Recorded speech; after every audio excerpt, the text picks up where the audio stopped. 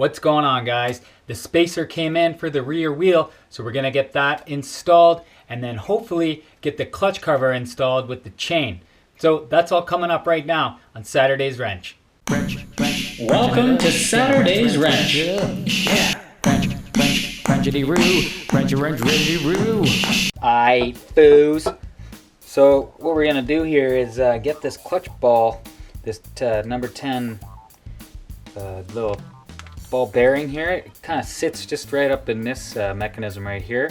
So check your old one because I thought I'd lost my ball, but it was stuck in here. It was all greased in there. So this is the old ball here, and it's just got like a flat side to it. Not sure if you could see it, but just right here it just got like a little flat area. So that's telling me that's worn. So I just went ahead and bought a new one. What we're gonna go ahead and do is just get a little bit of grease and just pack it in there, and then get the ball in there, and then we'll get all this stuff together. I got my fiche here, so that's basically what I'm following to put this together. So I'm gonna go ahead and get this all done.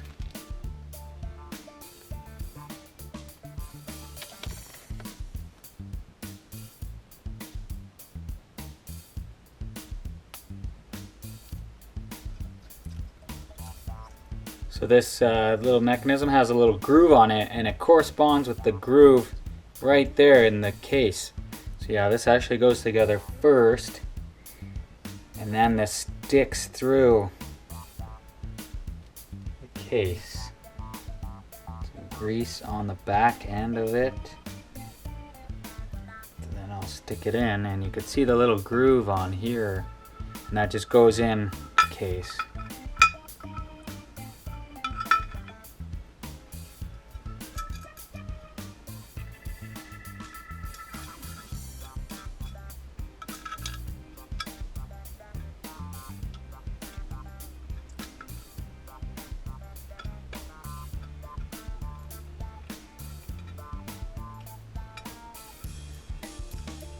So I just adjusted that little adjuster here enough to push this plate out so that I could get this part in without it interfering with this little notch on the side here.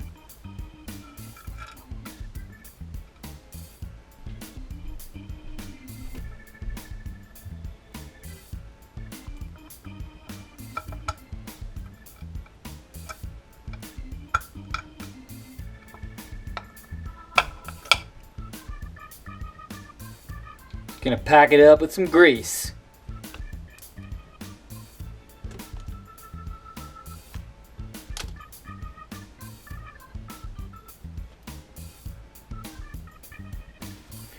She's all packed up. She's ready to go. So here we go with the front brakes. I've gone ahead and replaced the caliper here just because my old one, the piston was really seized in there. There was nothing getting that out. And it was just in really ratty and old condition. So I bit the bullet a bit and got a new caliper. This is still the old the other half of the caliper. I just kept this. I just repainted it, sanded it down, and repainted that, and that turned out really nice. So that's looking brand new. And then I've replaced the piston, which is probably important too. So just a new piston, new caliper to go together. New seal here, and I also have a new bleeder. It's called a speed bleeder, and they're just really great. Like, you don't have to keep turning it off and on when you squeeze your brake, so it only allows the fluid to move in one direction, so it allows you to bleed your brakes really well. So that's called a speed bleeder, and you can find those online somewhere. Just Google that, and that was a nice little replacement. I've gone ahead and cleaned everything else up. All the bolts are nice and clean. Just gone through with everything, and these are the caliper bolts. These cleaned up really nice, and we're gonna get all this stuff together here. So new pads also. So we're gonna get this installed, and we're gonna get it installed in this caliper, this side of the caliper here, and it's just a cotter pin that holds that in place, and I have a new one here for that. Okay, fresh new brake pads, you can see here. And the thinner one is the one that goes with this caliper, side of the caliper. Basically just sits in there like that. And I go ahead and get my cotter pin. We'll get that in place. So the cotter pin just goes through the hole here. Not this hole, this one. And just get this cotter pin bent.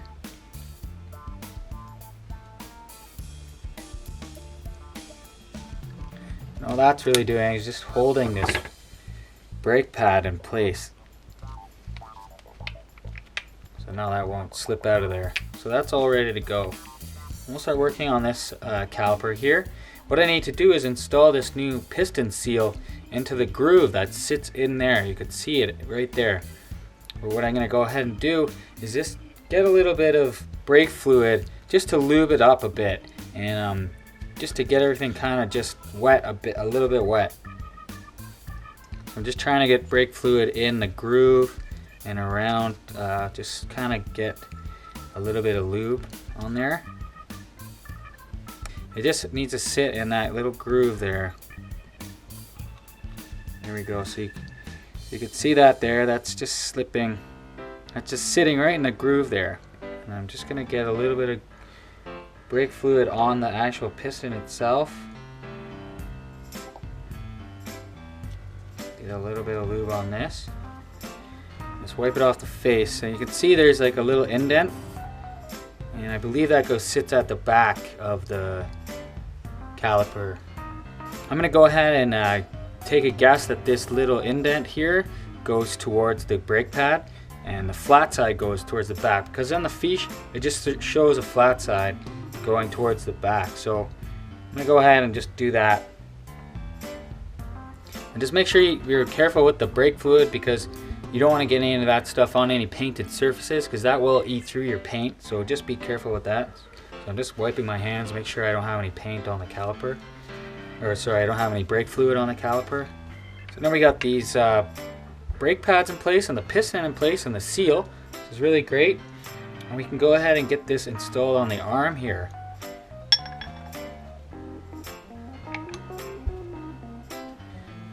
Now we've got these two bolts, 14 mil bolts here. Get this through everything, and we'll get this all connected up. And this is starting to look like a front brake again, which is really cool to see come together. Nothing to this really. If you're rebuilding your brakes, your particular brakes, you might want to hone your the cylinder in which the piston sits. My particular, well, you can actually buy a brake cylinder hone, a honing thing for your drill. So the next thing really we got to do is pretty much get this thing on the bike, but there is this like pin here that slides through the bottom of this arm, and you could see that it kind of allows it to turn on the pin here. So that's really important for adjusting your brakes basically. So what I'm going to do is just get a little bit of grease on the pin here. And then there are two O-rings that go in. They sit right here on the bottom of this arm and at the top. So I'm just going to get my O-ring to sit right in that little groove. See, there's a little groove for it. Take the excess here, just put it up on the top. And slide this through. Put the other O-ring in place. So that's nice and happy, and so the two O-rings are there. That's looking good. Nothing really left to do, but get this basically attached to the forks. So you could see the brake here is all ready to go. The brake arm with the caliper, and it's looking pretty nice. That was pretty easy, and we're gonna go ahead and go over to the bike and get this installed. I've realized that I kind of fucked this braking thing up. So I put this piston in the wrong way. You'll notice that the piston has a little bit of a recess here and a rounded edge right here. And on this side, it's flat. and there's not a little bit, there's a kind of a chamfer here, but just not as severe as on this side. So what you want to do, before I had this facing the brake pad, you want this to face the brake pad, and this side goes in the caliper bore like this. Also, this seal, it has a it's very hard to see. It's very hard to see, but it actually does have one side of the seal is a little bit, has more diameter than the other side. And the thicker part goes in towards the bore as well.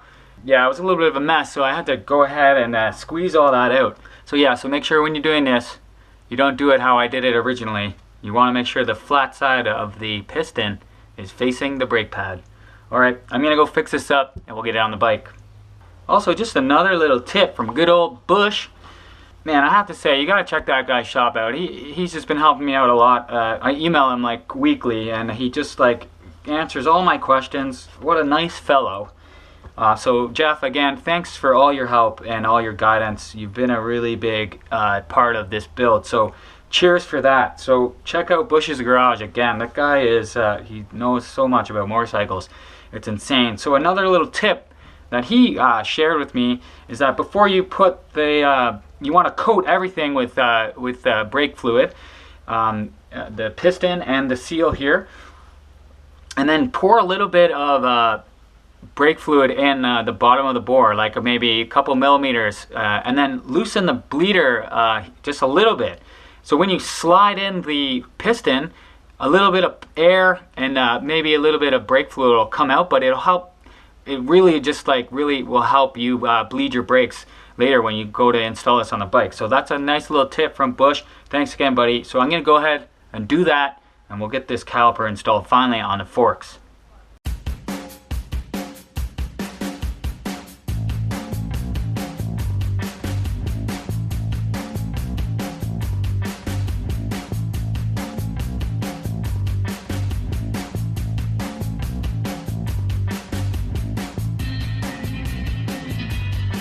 And I just realized my brake caliper is on the wrong way.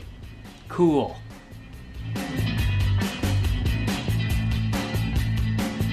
I also need to torque these bolts to spec. These two and these two and this one.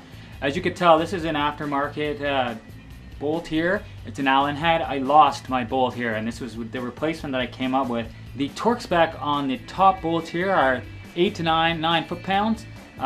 This one is 15 foot-pounds, and these two are 25 foot-pounds each. So I'm going to go ahead now, get these torqued up.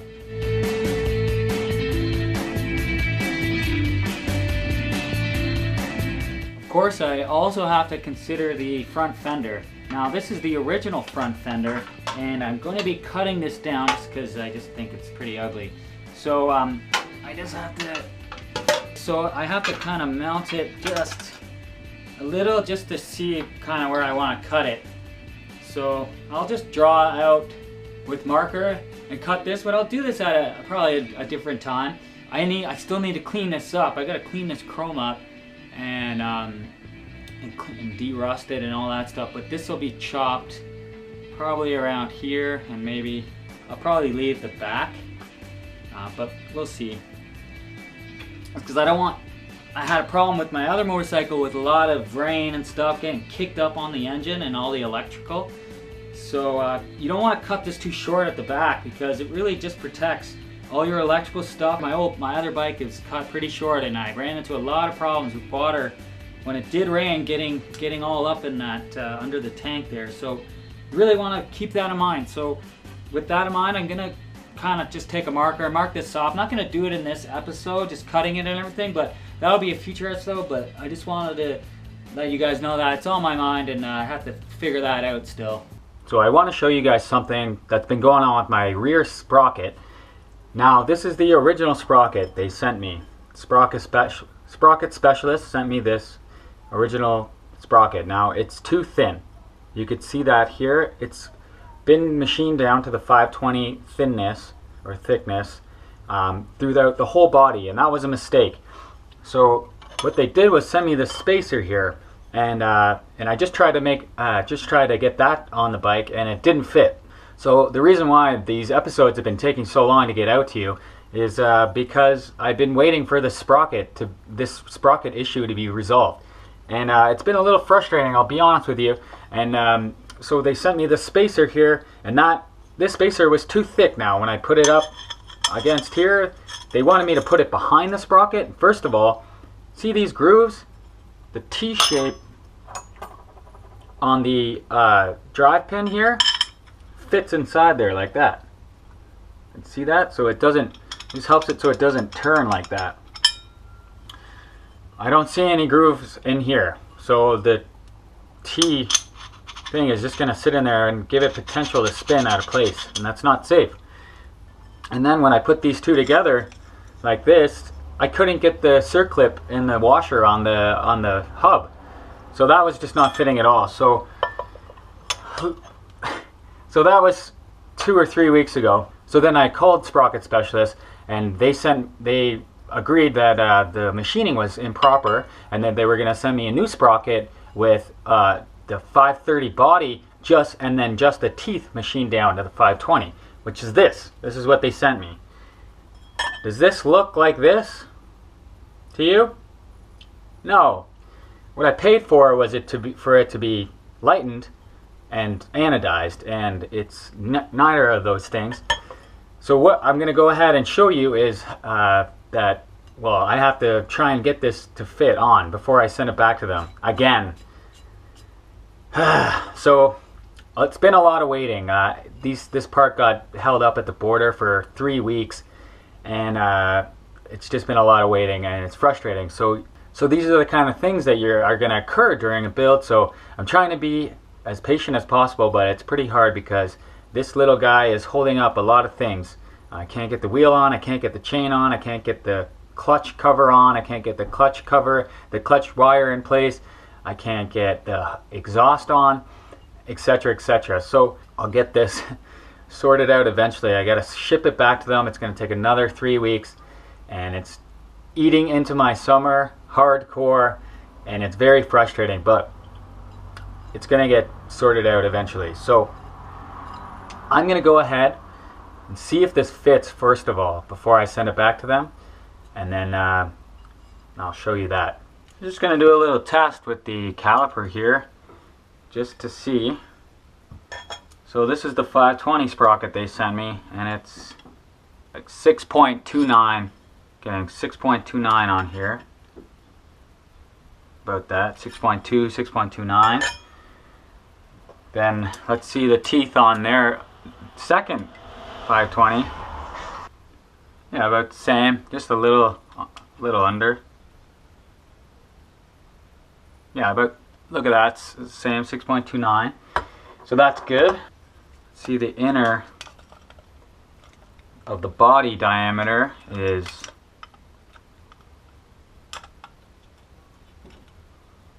8.96, looks like 8.77, something like that. 8.8, around there. And now let's see the thickness of the original. This is the stock sprocket here. So 8.6, 8.7, so it's good. So this looks like it's gonna fit well. So what I'm gonna have to do now is send this back to get anodized and lightened. So that's another 3 weeks. Thanks, Sprocket Specialists. So that's real shitty about the sprocket. That's gonna cut this video real short, because without the sprocket, I can't get the wheel on, I can't get the chain on, I can't get the clutch cover and the clutch cable on, and anything like that. So that was all I wanted to do, and that was what I planned to do in this episode, but it's kind of cut short here. So that's the bad news. The good news is that I smell delicious. I used my mom's body wash this morning, Vanilla Bean Noel. God damn, I smell good.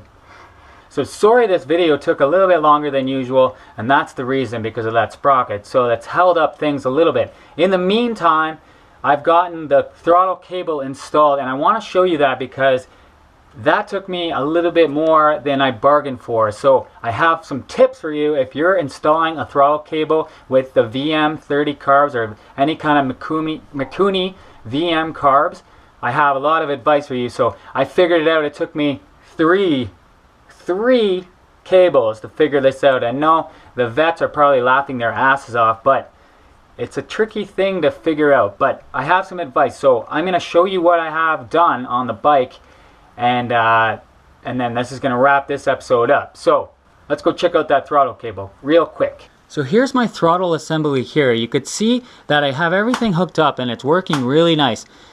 Now with this was a tricky bitch to get. So what you want to do is just roughly measure, and you want to leave enough length here. You can see that's nice and loose, and when I turn it has enough length. It's not pulling up the cable. Before I had it way too short, and when I was turning it was pulling up the throttle, and that's not safe at all. You don't want to be having that throttle open on you when you're turning.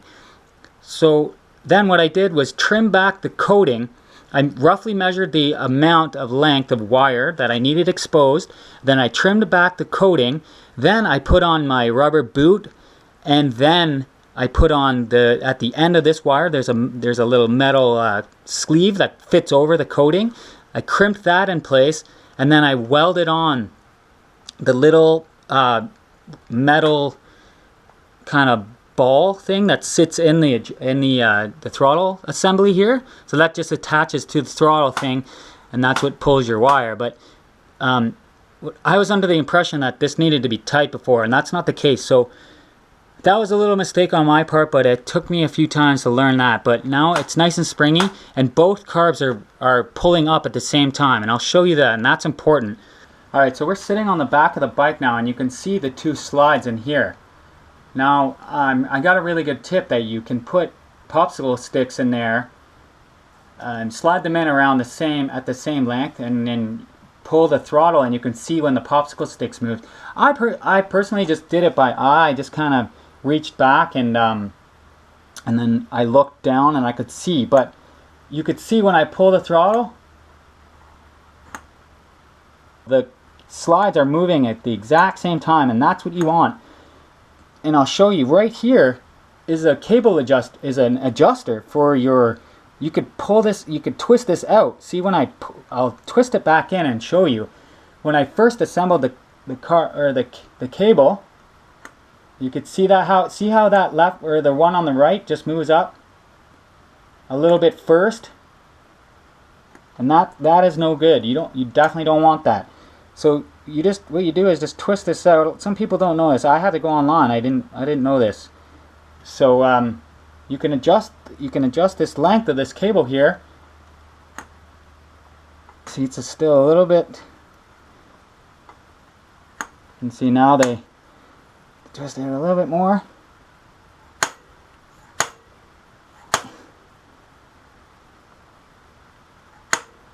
And now they're moving at the exact same time, and that's what you want.